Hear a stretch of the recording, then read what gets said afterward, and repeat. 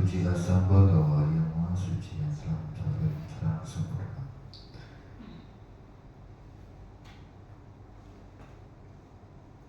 Bapak Ibu Pandita, Upasaka Upasika, Bapak Ibu dan saudara-saudari sejamaah, selamat pagi. Namo Sang Adi Budaya, Namo Budaya.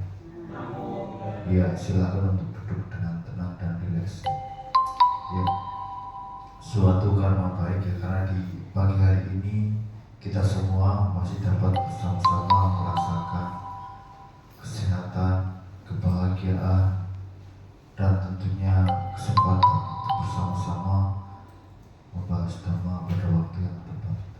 Sudah katakan dalam Manggala Sutta menjelaskan membahas dhamma pada waktu yang tepat merupakan salah satu berkah yang tertinggi. Satu hal yang perlu kita setiap hari ingat dan terus pahami, yaitu salah satunya tentang kondisi saat ini ya. Nah, kita seharusnya berterima kasih ya dengan kondisi saat ini ya. Seringkali kita melewatkan ya hal-hal yang sederhana, tapi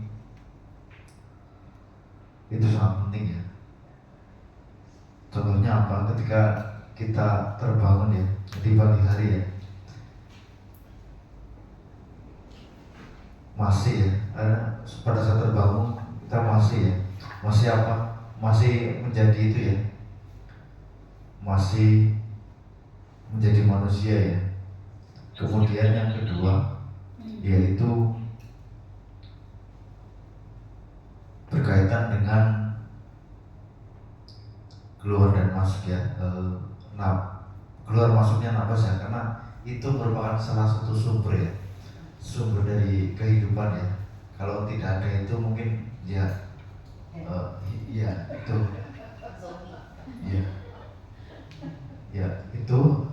kita seharusnya bersyukur ya pada saat ini, karena telah lahir sebagai manusia dan di waktu dan tempat yang tepat ya.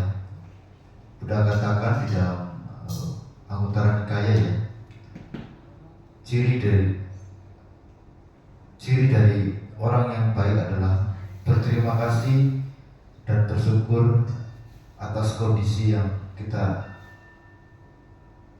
dapat saat ini. Tentunya kondisi ini kita dapatkan ya dari kondisi kita sebelumnya. Nah, kita pagi hari ini berkumpul dan kemudian dari tadi mendaraskan parita, melaksanakan meditasi itu sebagai salah satu sarana untuk menimbun karma baik ya, praktek karma baik ya. Ditambah lagi kita berkumpul ya di dalam Manggala Sutta dijelaskan bahwa salah satu langkah dari awal dari kehidupan yang baik ya, ketika kita yaitu bergaul dengan orang-orang yang baik. Orang-orang yang baik ini seperti apa? Yaitu mereka yang memahami tentang arti, mereka yang memahami tentang bisa membedakan antara perilaku baik dan perilaku yang buruk. Tentunya ini perlu kita biasakan dalam kehidupan kita sehari-hari. Kita bayangkan di luar sana ya, masih banyak ya mereka orang-orang yang tidak memiliki kesempatan dan waktu yang tepat ya. Sebagai contoh ya, mereka dalam kondisi ya jauh dari tempat-tempat di mana mereka dapat ya yang paling sederhana mendaraskan baik sutra, parita maupun membahas dhamma terlebih jauh lagi, yaitu berlatih meditasi. Nah, seharusnya kita memanfaatkan ya kesempatan ini ya, karena kita masih terlahir ya sebagai manusia dan mendapatkan kesempatan untuk berlatih bersama. Dan Buddha menjelaskan dalam Akana Sutta yang terdapat dalam Anguttara Nikaya, itu ada 8 kondisi yang tidak tepat Nah, di pertemuan-pertemuan sebelumnya sudah dijelaskan bahwa yaitu berkaitan tentang kondisi-kondisi yang tidak tepat Kondisi yang pertama yaitu pada saat seseorang terlahir di alam neraka Ini saya menceritakan berdasarkan keterangan di dalam Dewa Duta Sutta yang berada di dalam Majjhima Nikaya, yaitu di alam neraka tidak mendapatkan peluang untuk memunculkan kebahagiaan, karena di sana terus sekali merasakan kesedihan demi kesedihan. Kemudian kondisi yang tidak tepat yang kedua yaitu pada saat seseorang terlahir di alam binatang kita dapat melihat binatang-binatang di sekitar kita sebagai contoh contoh yang paling sederhana yaitu pada saat kita melihat cacing dari lahir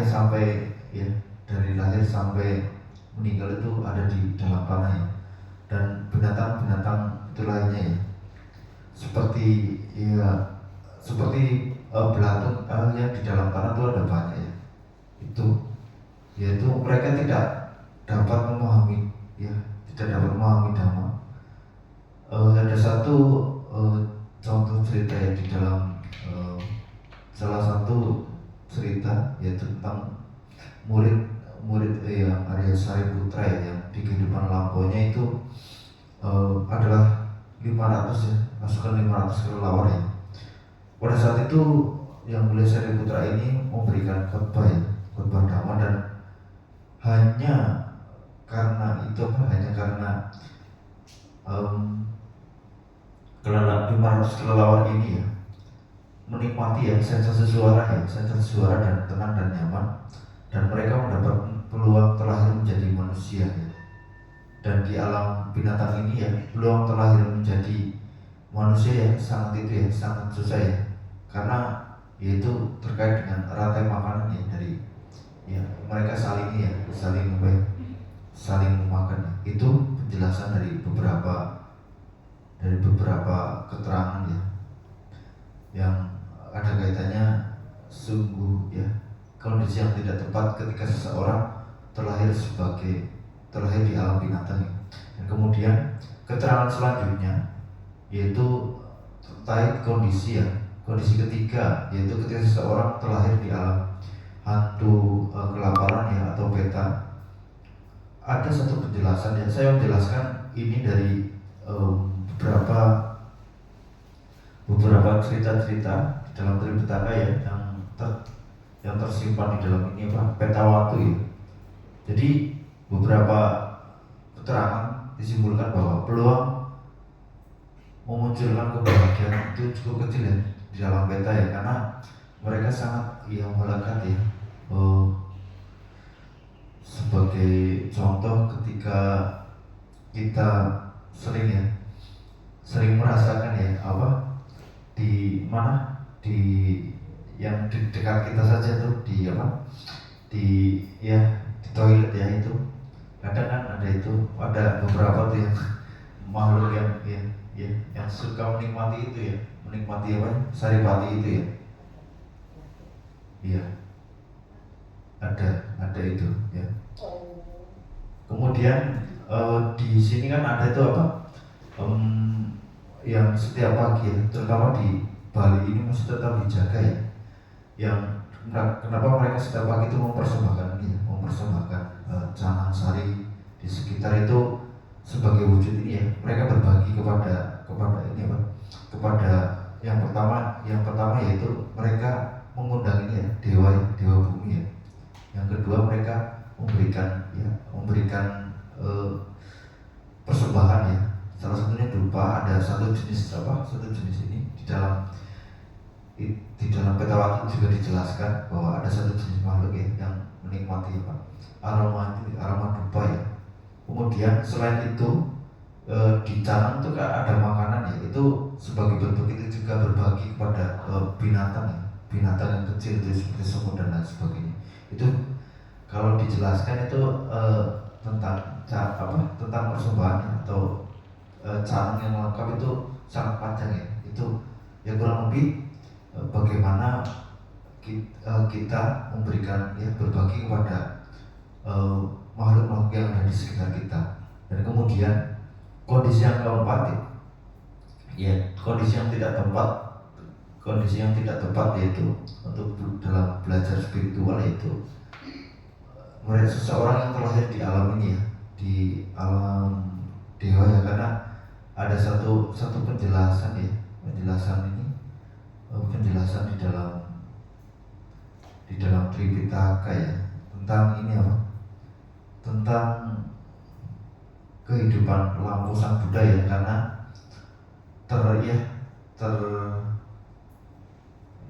terkejut melihat itu ya, karena sangat itu melihat naga, kemudian Bodhisattva ingin menjadi terlahir sebagai naga ya, dan kemudian di situ pada saat itu terlahir sebagai ini seorang naga di salah satu alam dewa ya, itu ya merasa jijik karena penuh dengan sisik ya, dan di sana usia mereka itu sangat panjang ya. Sebagai perbandingan ada di dalam masih dalam khotbah sang Buddha ya, di dalam Nikaya itu dijelaskan bahwa perbandingan antara alam manusia dengan alam Dewa Jatuh Maharajika itu, jadi ketika satu hari di alam Jatuh Maharajika itu 50.000 tahun ya di alam manusia ya, jadi sangat panjang ya.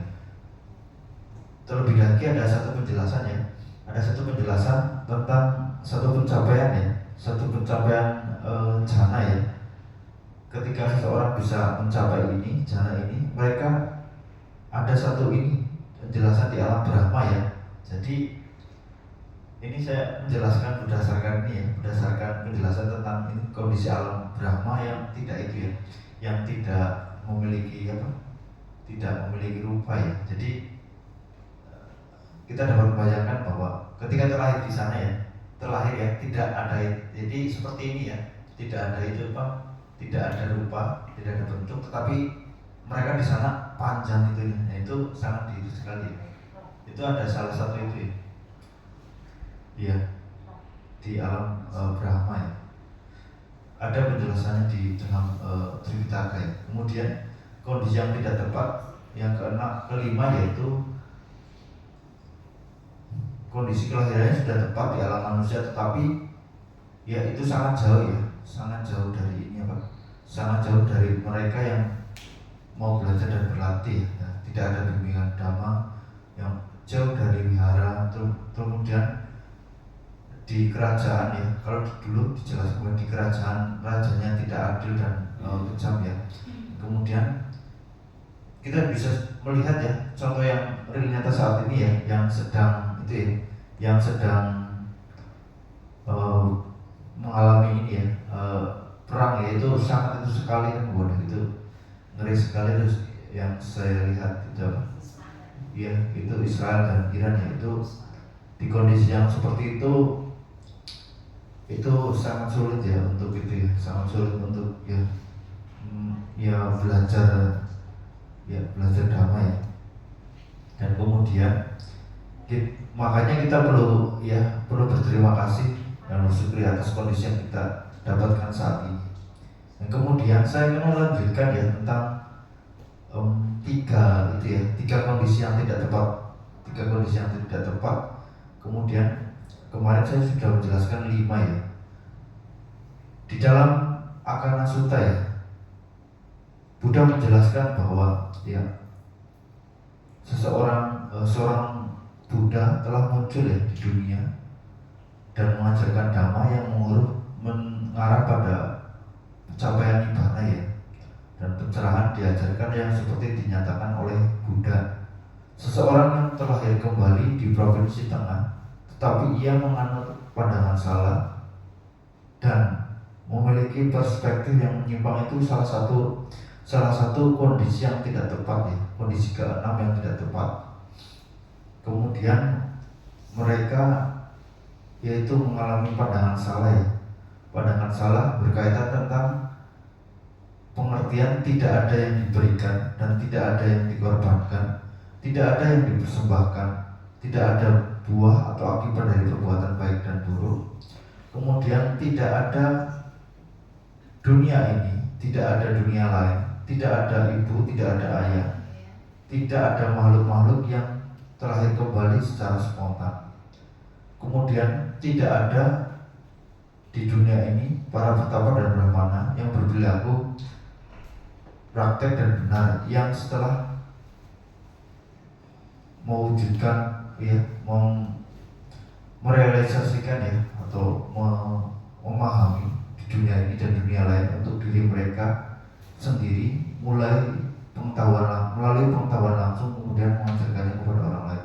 Nah ini sangat bahaya sekali ya, bahwa yang paling utama ini ya, tentang ini apa, pandangan salah, yaitu salah satunya mengenai tidak ada buah atau akibat dari perbuatan baik dan buruk. Ini salah satu pandangan salah yang memang ya perlu diluruskan bersama ya, karena ini berkaitan dengan keberlangsungan ya, keberlangsungan kita dalam ya, terutama dalam terus mengondisikan sesuatu yang baik tentunya. Dan pandangan-pandangan ini merupakan salah satu pandangan yang berbahaya ya. Kemudian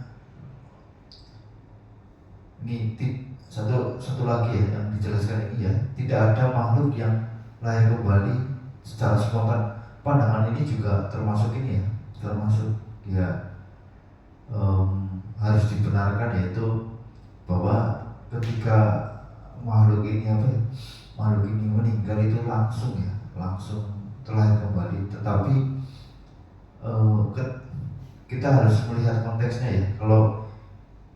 Kalau memang budaya sekitar itu masih memegang teguh tentang ini yang disebut dengan alam antara ya, kan ada penjelasan seperti itu. Kita hendaknya ya memahami budaya yang ada di daerah itu ya. Kemudian nah ini ya itu salah satunya ya, pandangan salah. Yang pertama terkait dengan tidak adanya hasil dari perbuatan baik dan buruk, dan yang kedua itu tidak ada makhluk yang terlahir kembali secara spontan. Nah ini adalah momen keenam yang tidak menguntungkan ya, yang bukan merupakan kesempatan yang tepat untuk menjalani kehidupan spiritual ya. Kemudian momen selanjutnya yaitu ketika ini ya, yang ketujuh ya, yaitu ketika seseorang terlahir kembali sebagai manusia, tetapi kembali terlahir di provinsi yang tengah ya. Provinsi yang tengah ini dapat dijelaskan secara itu ya. Jadi jauh dari jauh, yang pertama jauh dari tempat-tempat latihan ya. Latihan yaitu yang latihan ini yang berdiskusi damai. Yang kedua yang lebih jauh lagi yaitu latihan ini ya, latihan meditasi ya, itu. Kemudian seorang manusia tersebut ya, tidak memiliki tidak bijaksana, yaitu tidak dapat membedakan antara perilaku baik dan perilaku buruk. Kemudian ini penuh dengan laku-laku yang tidak baik ya. Kemudian tidak mampu memahami makna dari apa yang dinyatakan dengan baik dan apa yang dinyatakan dengan buruk ya. Ini salah satu ciri ya, salah satu ciri dari ya, orang-orang yang cukup ini ya, cukup dungu ya. Tetapi kita saat ini ya, saya ingatkan kembali ya, merasa itu harus ya berterima kasih dengan kondisi saat ini ya, karena kita terhindar dari itu ya. Paling tidak kita mengusahakan agar terhindar dari satu, terjauh dari mereka orang-orang yang tidak bijaksana ya. Kemudian terjauh dari mereka yang tidak memahami ya, tidak memahami akan makna dari ini ya, dari perkataan yang baik dan perkataan yang buruk. Nah, ini adalah momen yang ketujuh ya, yang tidak menguntungkan, yang bukan merupakan kesempatan yang tepat untuk menjalani kehidupan spiritual. Kemudian, nah, momen yang terakhir ya, atau kondisi terakhir ya, kondisi yang ke-8 yaitu pada saat ya kelahirannya sudah bagus ya. Seseorang terlahir kembali di alam manusia, tetapi terlahir di provinsi yang tengah ya, provinsi tengah yaitu jauh dari tempat-tempat yang mengondisikan manusia tersebut untuk berlatih. Kemudian ia bijaksana, ia sudah bijaksana, dan kemudian ia cerdik, mampu memahami makna apa yang dinyatakan dengan baik, tetapi menanggapinya dengan ini ya, perilaku yang buruk ya. Ini merupakan salah satu kondisi yang tidak tepat ya. Sudah terlahir di alam manusia ya, tetapi ia masih memiliki ya pandangan salah terkait dengan bahwa segala sesuatu yang baik itu dianggapnya tuh buruk ya, karena kemungkinan ya di masa-masa sebelumnya ada satu itu ya yang disebut penyakit apa yang sekarang cukup terkenal ya di psikologi, mental block mungkin, mental block ya. Mental block itu salah satunya itu ya. Karena cukup bahaya sih mental block ya, karena ada satu cerita ini ini saya ambil dari ini ya. Dulu ada senior kemudian menjadi salah satu dosen. Beliau pernah bercerita seperti ini. Jadi karena itu ya, menjelaskan tentang mental block ya. Jadi pada suatu saat ada seorang ya, senior itu ini di suatu daerah, sebut saja daerahnya Y ya, dan huruf Y. Nah di situ ada seleksi untuk masuk sama Nera waktu dulu. Dan kebetulan senior saya ini tidak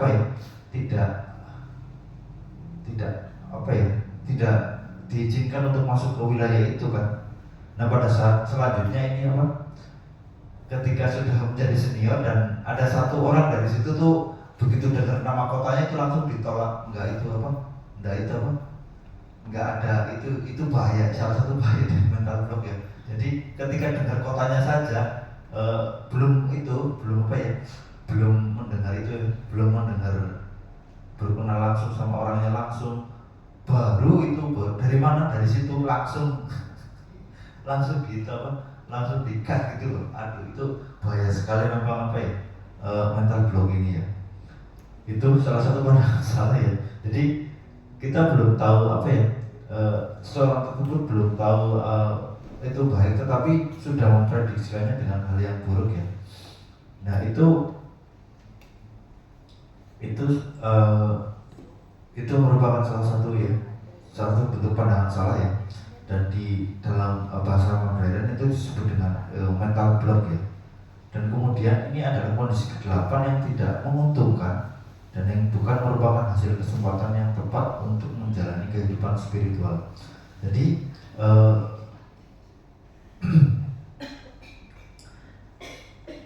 ada 8 ya di dalam Akana Sutta ya. ada 8 kondisi yang tidak tepat dalam ketika seseorang menjalankan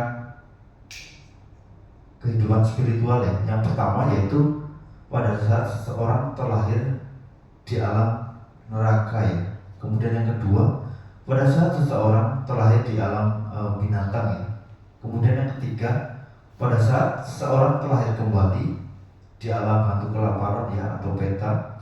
Kemudian yang keempat, ketika seseorang terlahir di alam dewa. Kemudian yang kelima, ketika seseorang terlahir kembali di alam sudah di alam manusia ya, tetapi jauh dari wihara. Kemudian kondisi apa ya, kondisi kerajaan ya, atau sekarang itu kondisi negaranya tidak ya, rajanya itu tidak adil ya dan kejam. Kemudian yang keenam yaitu pada saat seseorang sudah terlahir sebagai manusia ya, tetapi ia mendapatkan menganut pandangan salah ya. Pandangan salahnya salah satunya yaitu mereka memahami bahwa tidak ada buah atau akibat dari perbuatan baik dan buruk. Kemudian mereka memahami bahwa tidak ada makhluk-makhluk yang terlahir kembali secara spontan ya. Kemudian kondisi yang ketujuh ya, seseorang makhluk sudah terlahir kembali di alam manusia, tetapi ia tidak memiliki karakter yang bijaksana ya, dan tidak mampu memahami apa yang ya, istilahnya mereka tidak memahami apa itu baik dan apa itu buruk ya, tidak bisa membedakan.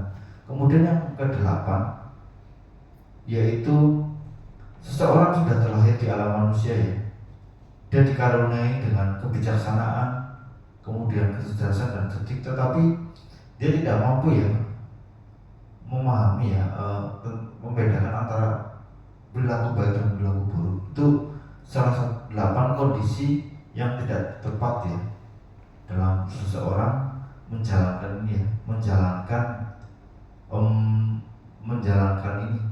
menjalankan kehidupan spiritual ya. Dan Buddha kembali menjelaskan ya, pada saat itu ceramah ini diberikan kepada para biku ya. Ada para biku, satu momen yang istimewa yang merupakan kesempatan yang tepat untuk menjalani kehidupan spiritual. Ya, apakah ini? Ya, yaitu ketika seseorang terlahir kembali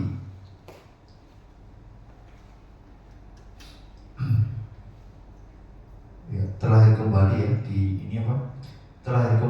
alam manusia, ya, di alam manusia. Kemudian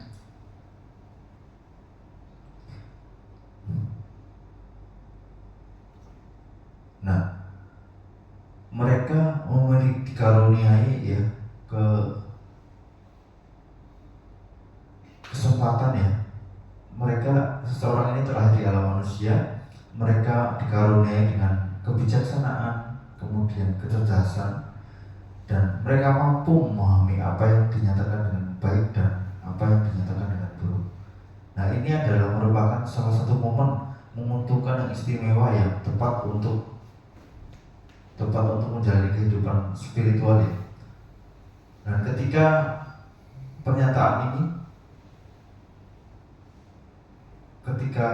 melanjutkan pernyataan ini, Buddha menjelaskan bahwa karena banyak saat yang tidak menguntungkan yang dibicarakan ya, kesempatan menghalangi sang jalan ya. Karena hanya kadang-kadang sesekali atau pada kata-kata muncul di dunia ini. Jika seseorang telah secara langsung bertemu dengan mereka, merupakan salah satu keberuntungan ya, yang jarang diperoleh di dunia ini. Jika seseorang memperoleh kelahiran kembali sebagai manusia dan dhamma sejati sedang diajarkan bagi seorang yang menginginkan kebaikan sendiri, ini adalah dorongan yang cukup untuk berusaha ya. Jadi momen-momen saat ini sangat tepat ya. Tentunya kita semua mesti terlahir di alam manusia, dan kemudian di negara yang cukup ini ya, cukup mendukung ya, mendukung setiap pemeluk agama itu ya, wajib memiliki ya, mempercayai ajaran agamanya masing-masing, dan kemudian dhamma itu sedang diajarkan, dhamma sedang banyak diajarkan ya.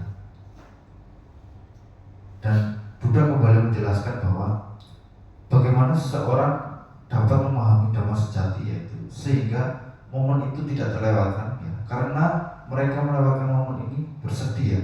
Dan ketika mereka terlahir kembali ya, ada banyak ini ya, cerita-cerita ya, cerita yang terutama Buddha sendiri pernah menjelaskan bahwa ketika ada seorang makhluk ya terlahir sebagai manusia pada awal itu, tapi karena perilakunya tidak baik, sehingga setelah terlahir di alam neraka, kemudian dia itu menyesal ya. Dan kemudian seseorang di sini yang telah gagal mendapatkan ya jalan pasti dari dhamma akan menyelesaikannya dalam waktu yang lama ya, bagaikan pedagang yang kehilangan keuntungan. Jadi perlu waktu yang lama ya, dan dijelaskan bahwa ketika seseorang terlahir sebagai manusia itu kesempatannya itu sangat jarang ya, cukup jarang ya. Makanya kita perlu kita itu mengkondisikan ya dari saat ini ya. Bagaimana caranya? Yaitu yang paling sederhana, khususnya bagi rumah tangga, yaitu menjalankan ini 5 latan itu sebagai pondasi awal ya. Pondasi awal sebagai apa? Sebagai tabungan agar terlahir kembali di alam manusia ya. Dan tentunya terkondisi ya, semoga terkondisi ya, kembali bertemu dengan dhamma ya. Dan kemudian seseorang yang terhalangi oleh ketidaktahuan ya, yang telah gagal dalam dhamma sejati, akan lama mengalami pengembaraan dalam lingkaran kelahiran dan kematian. Ini mengapa kita terus itu ya, karena ini terus kembali terlahir kembali. Tetapi bagi mereka yang mendapatkan kelahiran sebagai manusia, dan ketika dhamma sejati dinyatakan dengan sempurna, telah memenuhi kata-kata dari Sang Buddha untuk memenuhinya dan sedang memenuhinya sekarang.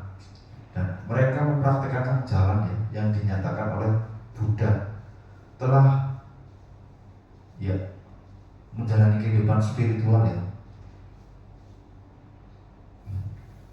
Salah satunya Buddha kemudian kembali menjelaskan ya, tentang praktek sederhana ya, bagaimana menjalani kehidupan spiritual, yaitu engkau harus berdiam tanpa kebocoran, terjaga senantiasa penuh perhatian dalam pengendalian yang diajarkan oleh Buddha ya.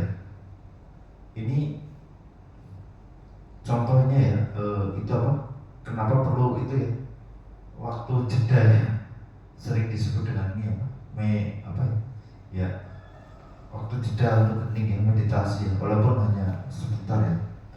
Dan kemudian ini ya, kata-kata terakhir dari Buddha, yaitu setelah memotong semua kecenderungan yang tersembunyi yang mengikuti seseorang yang hanyut dalam wilayah mara ya, mereka yang mencapai hancurnya noda-noda walaupun berada di dunia ini, tapi telah menyeberang ya.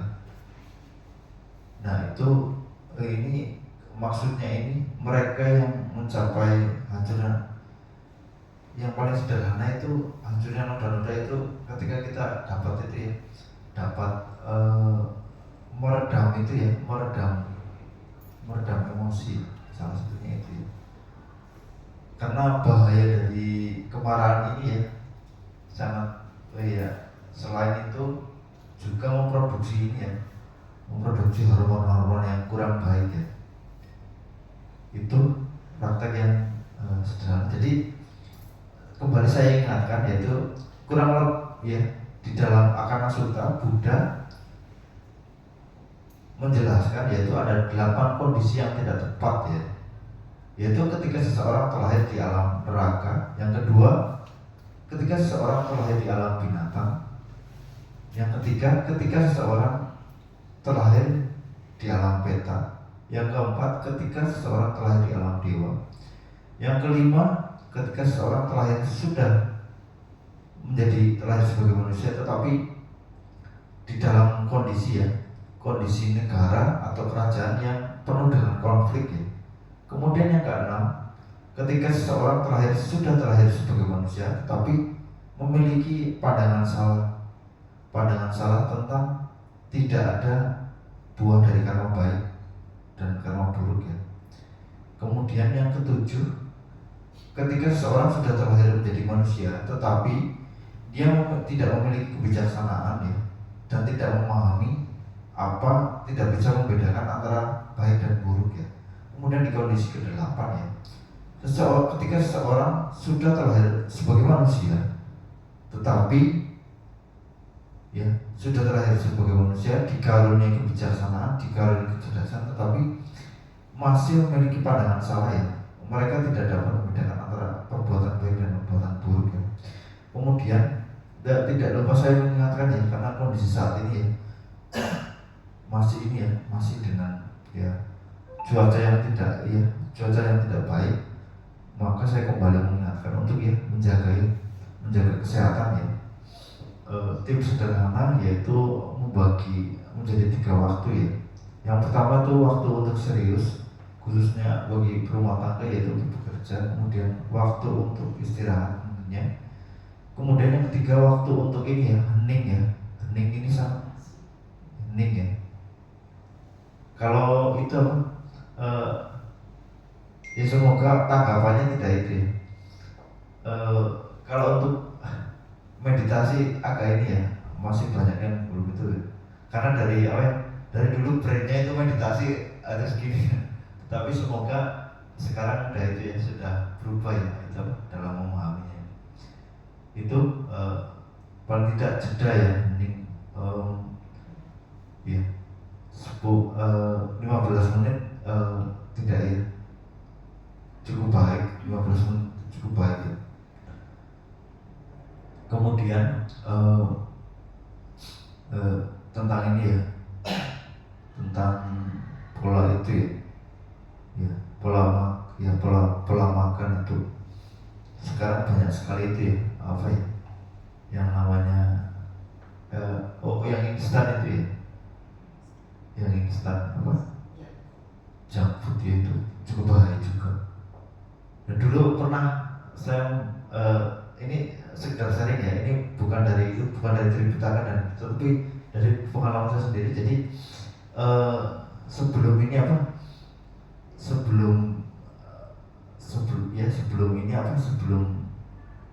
banyak sekali makanan instan, dulu saya pernah ini memberikan ya, kayak semacam sentilan mungkin ya, sentilan tentang ini makanan itu ya, makanan instan. Tetapi waktu itu memang kok banyak sekali yang instan ya, ini apa ya? Ya itu berpengaruh juga ya, berpengaruh dalam di tubuh kita. Itu perlu kita hindari, apalagi itu ini yang membuat kita itu gampang batuk mungkin ya. Ada beberapa ya. Ya itulah salah satunya. Dan itu juga dampaknya kurang baik. Itu yang junk food dan lain sebagainya. Mohon maaf, itu yang ini ini yang serba itu, kalau sebutan saya sih daging palsu ya, itu kalau dikonsumsi berlebihan. Iya, saya tidak itu ya, saya tidak bermaksud untuk itu ya, tapi kalau itu dikonsumsi secara banyak itu sangat berbahaya ya, karena itu tepung-tepungan itu, ya tepung-tepungan ya. Ya baik sih, tapi ya di itulah seminggu eh, dua atau tiga apa ya, dua atau tiga, ya dua tiga kali lah. Kalau setiap hari itu ya bagus sih, menghindari itu apa, ya frozen apa ya, enggak ya, salah satunya frozen ya, itu terbuat dari tepung ya, banyak sekali ya, udah banyak sekali tuh yang itu kena apa, iya. Saya ini apa sudah menghindari itu, tetapi tetap diabetes ya, karena konsumsinya masih seperti itu ya.